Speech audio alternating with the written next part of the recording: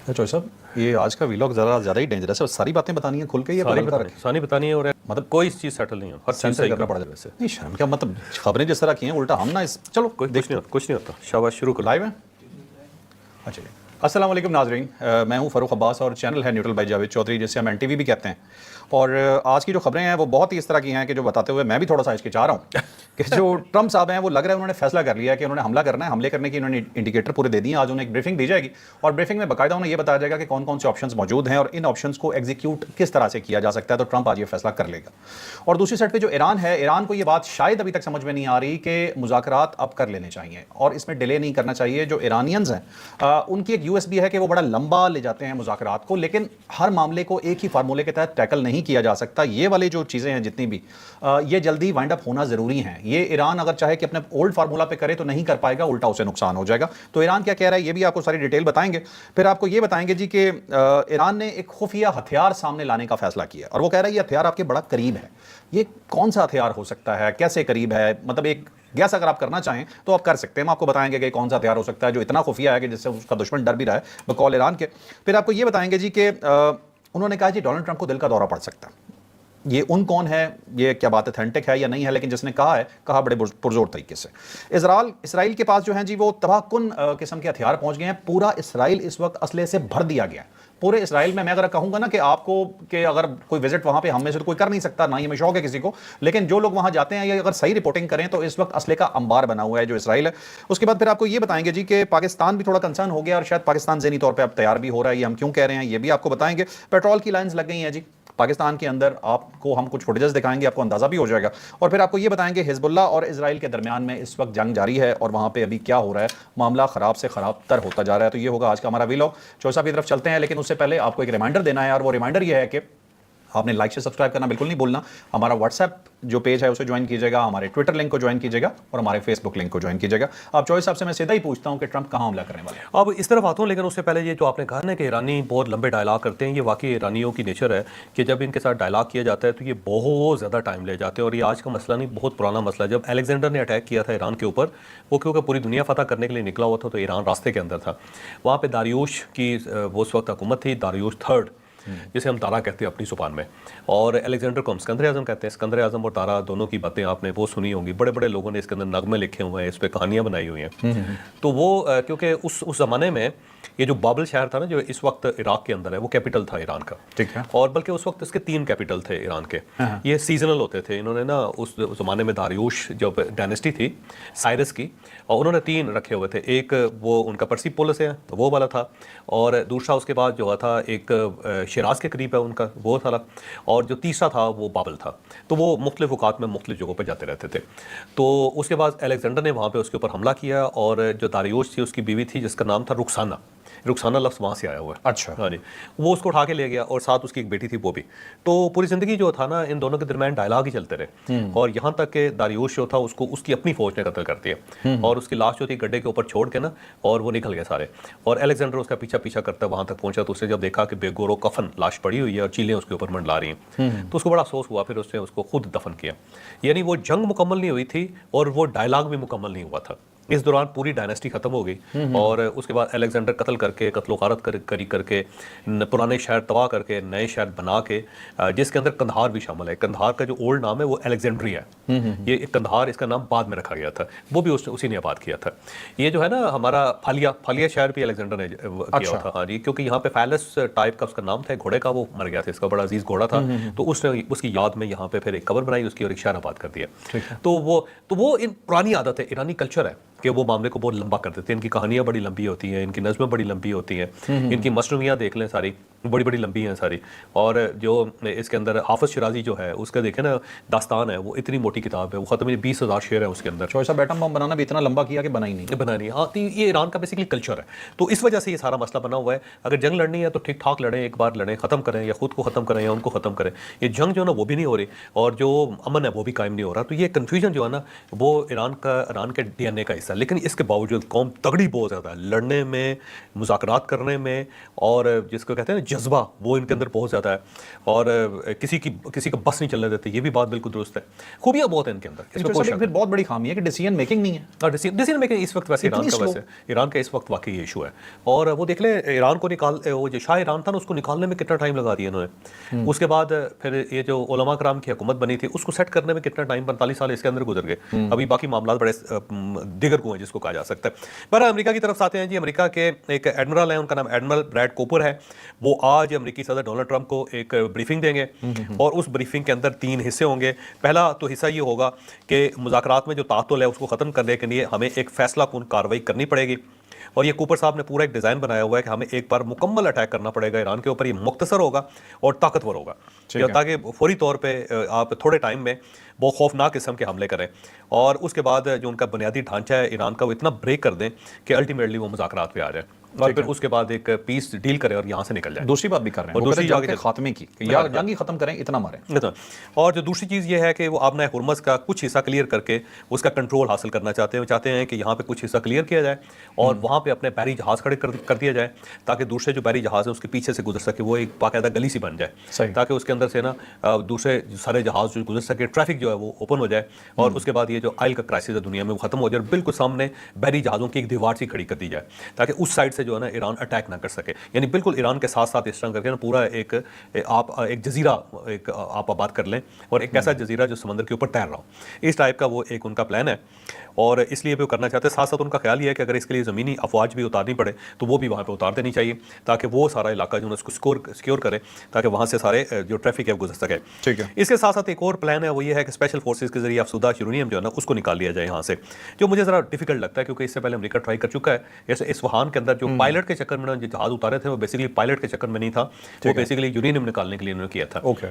लेकिन उसमें का नुकसान बहुत ज़्यादा हो गया। फिर एक ऐसे एयरपोर्ट के ऊपर उतरे जो ख़त्म हुआ था, मतरूक था, उसके अंदर जहाज़ों के पहिए फंस के फिर जहाज़ उड़ ही नहीं सके। फिर उसको इनके बकौल जो अमेरिकन के कि हमने खुद बम लगा के तो उनको ब्लास्ट कर दिया, और जबकि ईरानी ये कहते हैं कि हमने उनको जहाज़ों को बिल्कुल डाउन कर तबाह कर दिया। उनके इवन उनके हेलीकॉप्टर्स भी वहाँ पे तबाह हो गए थे। तो बहुत नुकसान हुआ था उस वक्त अमेरिका का। बल्कि एक स्टोरी मैं पढ़ रहा था अमेरिकन न्यूज़पेपर की, कि जब ये सारा ऑपरेशन चल रहा था तो इतना ज़्यादा फ्रस्ट्रेट हो गया था डोनाल्ड ट्रंप के, उसने चीखना चलाना शुरू कर दिया, तो इन सब ने उनको फिर वहाँ से निकाल दिया। और जेडी वैंस जो था ना, उसने जाके फिर सारे मामला संभाले, और फिर उन्होंने बैन कर दिया कि जब तक ये ऑपरेशन चल रहा है तो डोनाल्ड ट्रंप सिचुएशन रूम में नहीं आएगा। ठीक है। क्योंकि उसकी वजह ये कि उनको महसूस हुआ कि इसको हार्ट अटैक ना हो जाए, और उसके बाद फिर उसको खबर दी कि लें जी हमारा काम हो गया हुआ है। तो उस वक्त भी अफसूदा यूरेनियम जो थी वो अमेरिका नहीं निकाल सका था। तो ये ज़रा मुझे डिफिकल्ट लगता है। तो ये 3 प्रोजेक्ट्स हैं जो आज सुबह डिस्कस होंगे, और ये एडमिरल कूपर जो है वो प्रेसिडेंट के सामने रखेंगे। इससे ये चीज़ें साबित हो रही हैं कि डोनाल्ड ट्रंप जो है ना वो एक बड़ा ऑपरेशन जो है वो करने के बारे में सोच रहा है, जो मुख्तसर टाइम के लिए हो, मतलब 24 घंटे के लिए आप ये कह सकते हैं, और वो फुल फ्लैज एक अटैक हो, और उसके बाद इतना ज़बरदस्त अटैक हो कि फौरी तौर पे ईरान की तरफ से मैसेज आए पाकिस्तान को कि जी मैं बैठने के लिए तैयार हूँ। या दूसरा ये है कि ऐसा अटैक करें कि उसके बाद हम कहें जी हम जीत गए और ये निकल जाए। ये भी हो सकता है, मुकम्मल तौर पे जब क्लैश कर जाए और उसके बाद वहाँ से निकल जाए, वहाँ से बस अब हमें मुआहदे की ज़रूरत ही नहीं है, रखो अपना मुआहदा अपने पास। हाँ, कोई सिग्नेचर सेरेमनी नहीं होगी और खत्म हो जाएगा। ये भी हो सकता है। हाँ, अच्छा चलें अब चलते हैं जी। नेक्स्ट हमारी जो स्टोरी है वो है IAEA के हवाले से। ये ऐसा इदारा है जो यूरेनियम की मॉनिटरिंग करता है पूरी दुनिया में। कितनी यूरेनियम है ईरान में ये भी बता दिया, कहाँ कहाँ है ये भी बता दिया। जारी बात है, इन्हें बता दिया तो अमेरिका को तो पता चल ही गया, शायद इसी के बिहाफ पे अमेरिका प्लान भी कर रहा है। तो ये बताते हैं कि ये क्या स्टोरी। अब ये बेसिकली राफेल ग्रोसी उसके सरबराह हैं जी, उन्होंने दिन के वक्त ये खबर दी थी, उस वक्त ज़्यादा डिटेल नहीं आई। हमने जो पिछला व्लॉग था उसके अंदर ये बताया था कि क्या क्या वहाँ पे हो रहा है और क्या क्या सूरत हाल है, लेकिन ज़्यादा डिटेल अब आई है। तो ये पता चला कि वहाँ पे ये जो IAEA की डिक्लेरेशन है कि 440 किलोग्राम अफसूदा यूरेनियम है ईरान के पास, जिसमें से 200 किलोग्राम जो यूरेनियम है वो इस्फहान की सुरंगों में है। इस्फहान के साथ पीछे अगर आप देखें ना पहाड़ी इलाका है, और उस पहाड़ी इलाके के अंदर इन्होंने बहुत ज़्यादा वहाँ पे टनल्स बनाई हुई हैं, शहर के करीब है। और इसलिए भी बनाई है कि जो ईरान का सबसे ज़्यादा जो लोहा निकलता है और जो लोहे के कारखाने हैं वो इस्फहान के अंदर है। और इसीलिए जब यूरेनियम को अफसूदा करने के लिए लोहे की ज़रूरत पड़ती है, मेटल की ज़रूरत पड़ती है, तो वो सब वहाँ पे अवेलेबल है, और वहाँ पे इंडस्ट्री भी है। दूसरा, इस्फहान यूनिवर्सिटी की जो फिजिक्स डिपार्टमेंट है ना, वो दुनिया में 11वें 12वें नंबर पर आता है। अच्छा, वो बहुत स्ट्रॉन्ग उनकी यूनिवर्सिटी है, और उनकी इंजीनियरिंग डिपार्टमेंट भी बड़ा स्ट्रॉन्ग है, दुनिया में 10वें 11वें नंबर पे है। तो वो सब कुछ वहाँ पे इस्फहान के अंदर मौजूद था, तो इसलिए इन्होंने वहाँ पे ये यूरेनियम को अफसूदा करने का सिस्टम बनाया हुआ है। इसके साथ साथ इनका ये कहना है कि जो नतंज और फोर्दो है उसके अंदर बाकी जो 220 kg है वो वहाँ पे है। लिहाजा इन सब जगहों का तजिया करना और वहाँ पे मज़ीद अंदर जाकर डेप्थ के साथ इनका जायज़ा लेना ज़रूरी है। ये IAEA कह रहा है, तो इसका मतलब ये हुआ कि अब ये जो इदारा है ये सपोर्ट कर रहा है डोनाल्ड ट्रंप को या अमेरिका को कि जनाब ये काम किया जा सकता है, किस जगह पे क्या है। साथ ही मैंने दिन के वक्त ये देखा था कि राफेल साहब ने कहा कि हम जो मेरे पास सैटेलाइट इमेजेस आए हैं उससे मैंने अंदाज़ा लगाया, तो इसका मतलब ये हुआ कि अमेरिका ने वहाँ पे अपने सैटेलाइट फिक्स किए हुए हैं और वहाँ से वो फुटेजेस जो हैं वो रिलीज़ करते रहते हैं, उसको देखते रहते हैं, एनालिसिस करते रहते हैं, फिर उसके बाद ये डिसीजन करते हैं। बिल्कुल सही। चलें जी, अब चलते हैं नेक्स्ट स्टोरी पे। नेक्स्ट स्टोरी में पहले भी आपको कहता हूं कि अगर आपको शैतान देखने का शौक है तो इसराइली शैतान को देख लीजिए, जिसका नाम नेतन्याहू है जी। और ये शैतान साहब ने अब क्या काम किया है कि इसने अपना पूरा मुल्क असलहे से भर दिया है। ये क्या स्टोरी है, ये जानते हैं। अब अमेरिका से जनाब आज जो 2 जहाज़ आए हैं और ये बहरी जहाज़ हैं और ये हैफा जो है उसकी बंदरगाह के ऊपर उतरे हैं और दूसरा अशदूद की बंदरगाह जो है ना वहाँ पे, और इन्होंने 6500 टन फौजी सामान जो है ना इन दोनों बंदरगाहों के ऊपर उतारा है। अब तक की रिपोर्ट के मुताबिक ये मसलसल गोला बारूद बंदर और बख्तरबंद गाड़ियाँ और दीगर जो फौजी आलात हैं वो यहाँ पे शिफ्ट किए जा रहे हैं, भेजे जा रहे हैं इसराइल के अंदर। और 28 फरवरी से लेकर अब तक जो है यहाँ पे जितने कार्गो जहाज़ हैं वो 403 हैं, 403 कार्गो फ्लाइट्स हैं यहाँ पे। और तकरीबन 10 बहरी जहाज़ जो बड़े बहरी जहाज़ हैं वो गोला बारूद लेके आए हैं। और अब तक जो यहाँ पे असला पहुँचा है उसके अब ये अमेरिकन सोर्सेज है जो कहते हैं 1,15,600 टन असला जो है वो अमेरिका ने यहाँ पे पहुँचाया है इसराइल के अंदर। तो इसराइल के अंदर ये जो असला जमा किया जा रहा है ये भी बड़ा अलार्मिंग है। इसका मतलब ये हुआ कि इसराइल को भी अमेरिका इस्तेमाल करेगा, एक साइड से इसराइल हरकत करेगा, दूसरी साइड से अमेरिकन करेंगे। तो मुझे लगता है कि मुश्तरका ये अटैक जो है ना ये होने वाला है और ये मुश्तरका जो अटैक है ये प्लान किया जा रहा है। ये बहुत बड़ा अटैक है, ये बहुत बड़ा अटैक है। तो जो साहब अब ये देखें कि अभी 2 कार्गो प्लेन्स हैं और उसके अलावा जहाज हैं। 6500 टन तो अभी आया है। और अब 28 से लेके अब तक अगर टोटल काउंट करते हैं तो 1,15,600 टन आ चुका है। और कितना सा मुल्क है इसराइल? छोटा सा मुल्क है और ये इतना बड़ा असला है कि जितना 10 साल के अंदर अमेरिका ने या 20 साल के अंदर अमेरिका ने अफगानिस्तान के अंदर रखा था ये उससे 4 गुना ज़्यादा है। 4 गुना ज़्यादा। तो इससे आप अंदाज़ा लगाएं कि इसराइल जो है उसको कितना ज़्यादा फैसिलिटेट किया जा रहा है और वहाँ पे अंबार लगाया जा रहा है असले का, हर किस्म के असले का। बिल्कुल ठीक है। चलें अब चलते हैं जी अपनी नेक्स्ट स्टोरी पे। नेक्स्ट स्टोरी होगी हमारी ईरान के हवाले से, लेकिन दरमियान में मैं ये चाहता हूँ कि एक और बहुत बड़ा मसला है, वो है जी हिजबुल्लाह का और इसराइल का। हिजबुल्लाह और इसराइल का ये चल रहा है जी कि एक दूसरे पे हमले कर रहे हैं। इनफैक्ट ये कहना ज्यादती होगी कि हिजबुल्लाह को बहुत ज्यादा कर रहा है, शैतानी हमेशा इसराइल करता है, अमेरिका उसकी बैक पे खड़ा होता है। लेकिन अगर ये मसला हल नहीं होता तो मुज़ाकरात वैसे ही नहीं हो सकते। अब जानते हैं यहाँ क्या हुआ। अब हिजबुल्लाह और इसराइल के दरमियान ठीक ठाक किस्म की लड़ाई जारी है और इस लड़ाई की वजह से अब ड्रोन हमले हो रहे हैं और हिजबुल्लाह ने ड्रोन हमला किया जिसके अंदर आज एक इसराइली फौजी मारा गया है। ये 19 साल का सर्जेंट है जिसका नाम लैम बैन है और ये मारा गया है। और इसके साथ साथ शुमाली इसराइल के ऊपर भी हिजबुल्लाह ने आज हमले किए हैं जिसके अंदर 12 इसराइली फौजी जो हैं वो जख्मी हैं। और इसके जवाब में इसराइल ने ठीक ठाक किस्म के हमले शुरू कर दिए, बल्कि एक पूरा शहर जो है उसको उड़ा दिया था। कल हमने खबर दी थी 400 टन बारूद लगा के वहाँ पे 2 किलोमीटर की टनल बनाई हुई थी हिजबुल्लाह ने, जिसके अंदर रिहाइश भी थी और साथ साथ उनका गोला बारूद भी था। तो वो पूरा टाउन जो था उसके ऊपर अटैक करके 400 टन बारूद लगा के उस पूरे शहर को बर्बाद कर दिया। अभी तक उसकी फुटेजेस आ रही हैं और फुटेजेस देख के यकीन करें कि बंदा लरस जाता है। यानी दूर दूर तक कोई बिल्डिंग सलामत नहीं है, कोई अस्पताल सलामत नहीं है, कोई स्कूल वहाँ पे मौजूद नहीं है, सड़कें तबाह हो गई और उसके साथ साथ इलेक्ट्रिसिटी का सारा सिस्टम उन्होंने ब्रेक कर दिया। पूरा टाउन जो है ना इस वक्त कब्रिस्तान बना हुआ है। तो इसराइल की तरफ से जो हमले हैं ना वो बहुत ज़्यादा खौफनाक हो गए हैं। लेकिन अब क्योंकि ईरान की और अमेरिका की खबरें ज़्यादा हैं तो लेबनान के ऊपर लोगों की तवज्जो नहीं। दूसरा ये है कि उन्होंने मीडिया ने एम्बार्गो लगाई हुई है कि लेबनान की खबरें ज़्यादा नहीं देनी, तो वेस्टर्न मीडिया उसको क्लियर ही नहीं कर रहा, उसको नशर ही नहीं कर रहा। तो जब नशर नहीं कर रहा तो उसकी वजह से ये मसाइल बने हुए हैं कि वहाँ पे क्या सूरत है किसी को पता नहीं। वहाँ पे बिजली नहीं है, वहाँ पे गैस नहीं है, वहाँ पे ट्रांसपोर्ट नहीं है, वहाँ पे फ्लाइट्स बंद हैं और इसके साथ साथ वहाँ पे खुराक का ठीक ठाक किस्म का बहरान बन गया हुआ लेबनान के अंदर। अच्छा चौधरी साहब, एक बात तो कंफर्म है, ये कम से कम सबको सोच लेनी चाहिए कि आप मुकाबला तभी करें या मुकाबला करने के काबिल हो जाएं। अदरवाइज अगर आपका दुश्मन आपसे ताकतवर है तो आपकी बेगुनाह आवाम मारी जाएगी। ये लोग इसके ऊपर 2 व्यूज है यार। कुछ लोग कहते हैं कि यार जिल्लत से जीने से बेहतर है कि बंदा मर जाए, ये भी एक व्यू है और इसमें भी कोई हर्ज नहीं है। जैसे ये लेकिन ना वो खुद अपनी शहादत ठीक है, वो डिसाइड कर सकता है, लेकिन अपने साथ इंडिविजुअल फैसला ठीक है लेकिन पूरी कौम के लिए नहीं फैसला। और दूसरी बात ये है कि अगर आपको ये अंदाजा है कि ऐसा मसला बन रहा है तो आप अपने एजुकेशन पर तवज्जो क्यों नहीं देते? क्यों ये सारी मुस्लिम वर्ल्ड मिल के साइंस की यूनिवर्सिटियां क्यों नहीं कायम करते और R&D क्यों नहीं करती? और दूसरा ये है कि अपने वेपन्स क्यों नहीं बनाते ये लोग, अपनी मुश्तरका फौज क्यों नहीं डेवलप करते? जो देखें इनकी 1.5 अरब आबादी है, सिर्फ अगर ये मिल के मुश्तरका फौज बना लें 1 करोड़ लोगों की फौज बना सकते हैं। ये ना हो तो सारी फौजें जो है उनको मुश्तरका करके उनकी एक अच्छी ट्रेनिंग्स करके इक्विपमेंट एक दूसरे के साथ शेयर करके एक बहुत बड़ी फोर्स बन सकते हैं। दुनिया में कोई मुल्क इनकी तरफ टेढ़ी आंख से नहीं देखेगा। दूसरा ये है कि मैनिपुलेट कर सकते हैं बहुत सारी जगहों पे, बहुत सारी जगहों पर डील कर सकते हैं, अच्छी डील ले सकती है इस्लामी दुनिया पूरी दुनिया से, लेकिन डिवाइडेड है। मैं आपको छोटी सी मिसाल देता हूँ, मुल्क का नाम नहीं लूँगा। एक जनरल साहब यहाँ पे आए, उनका मैंने इंटरव्यू किया था यहीं पे, तो उन्होंने कहा जी कि हमें ऑर्डर मिलते थे टैंक्स के कि टैंक लोअर करते थे, टैंक में AC लगा कर दो। अरब मुल्क थे, मतलब उन्हें टैंक भी एसी लगा के चलाना, इतनी आराम परस्ती होगी तो जंगें कहाँ से लड़ी जाएंगी। और नहीं, वो कुदरती बात है, बड़े मसाइल हैं वैसे। चलें अब चलते हैं जी नेक्स्ट जो हमारा अगला है वो है जी ईरान का पूरा टॉपिक। अब ईरान क्या सोच रहा है, ये पूरे टॉपिक इसी में आपको बता देते हैं। अब देखिए, कमांडर है ईरानी बहरिया के, उनका नाम है रेयर एडमिरल शहराम ईरानी साहब। उन्होंने कहा जी हमारे पास एक खुफिया हथियार है, और ये वो खुफिया हथियार है जिससे अमेरिका डर रहा है, और ये बहुत जल्द दुश्मन के सामने आएगा, और हम इसे लेकर आ रहे हैं जिससे, और ये दुश्मन इससे बहुत ज़्यादा खौफजदा है। और दूसरा उन्होंने कहा ये इनके बहुत ज़्यादा करीब है। तो अब दूसरा उसने कहा कि उम्मीद है कि जब ये हथियार आएगा तो इन्हें दिल का दौरा नहीं पड़ेगा, यानी कि मेरा ख्याल है वो ये कह रहे हैं डोनाल्ड ट्रंप को दिल का दौरा नहीं पड़ेगा।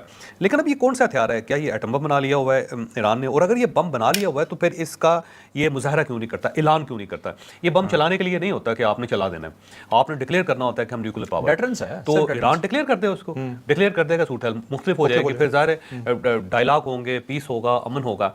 एक साइड पे मुझे लगता है ये बना ही रहे, और अगर ये बना रहे हैं तो उसको बता नहीं रहे, और उसको अगर इन्होंने बना लिया है तो छुपा के रखा हुआ है। ये कोई अजीबोगरीब सी सूरत है, अजीबोगरीब सी कन्फ्यूजन है। मैंने अपने साइंसदानों से बात की तो उन्होंने कहा नहीं, ऐसा कोई आसार नज़र नहीं आ रहा कि ईरान जो है वो एटम बम बना रहा हो, क्योंकि उसके लिए जो कंपोनेंट्स हैं वो इस वक्त तक ईरान के पास नहीं है। यूरेनियम आसूदा इन्होंने कर लिया, इसमें कोई शक नहीं, लेकिन यूरेनियम का फायदा कोई नहीं जब तक बाकी 6 कंपोनेंट्स नहीं बनाएंगे। तो 6 मुख्तलिफ किस्म की लेबॉर्ट्रियाँ होती हैं, 6 मुख्तलिफ किस्म की फैक्ट्रियाँ होती हैं, बाकी फैक्ट्रीज इनके पास नहीं है। इनके पास लॉन्चर्स हैं, ज़ाहिर है ये मिसाइल के ऊपर लगा के फेंका जा सकता है, वो इनके पास हैं, लेकिन जो बम बनाने के बाकी मैकेनिज्म है वो बकौल उनके कि किसी जगह नज़र नहीं आ रहा। तो अब अगर ये सिर्फ यूरेनियम में अफसूदा करनी थी तो मैं आज तक बड़ा हैरान हूँ कि आखिर ईरान इससे क्या फ़ायदा लेना चाहता है। और अगर वो कहते हैं कि नहीं जी हमने पीसफुल उसके लिए रखा हुआ है यूज़ के लिए, तो फिर 90 ग्रेड से अबव करने की क्या ज़रूरत है? क्योंकि पीसफुल तो 3.6 पर जाके भी हो जाता है, वो न्यूक्लियर एनर्जी में कन्वर्ट हो जाता है, या फिर उससे मेडिसिन बन सकती है। तो उस लेवल तक ले जाना, इस चीज़ की समझ नहीं आ रही कि पूरी कौम को बर्बाद कर दिया आपने। दूसरी साइड पर यह है कि आपने अगर बनाना है तो बना लें, किसने आपको रोका है? वही पावर ऑफ डिसीजन, स्लो में वो मेरा ख्याल है जब ये कर सकते थे ना उस वक्त, क्योंकि फतवा था आयतुल्ला अली खामनाई साहब का, उस वजह से रुके रहे। और अब ये मुझे लगता है बनाना चाहते हैं, लेकिन अब वक्त बहुत गुजर गया हुआ है। अब या तो फिर इनको 10, 15, 20 साल मिल जाए ना। अमेरिकन का ख्याल ये है कि अगर इनको 1 साल मिल जाए तो साल में ये बना सकते हैं, लेकिन वो साल ज़ाहिर अमन का साथ चाहिए ना, आपको जंग ना लड़नी पड़े, तो फिर आप कर सकते हैं। दूसरा, इसराइलियों ने और अमेरिकन ने मिलकर इनके ज़्यादातर साइंटिस्ट जो उनको शहीद कर दिए, जो इनकी कोर थे, जो ये काम कर रहे थे।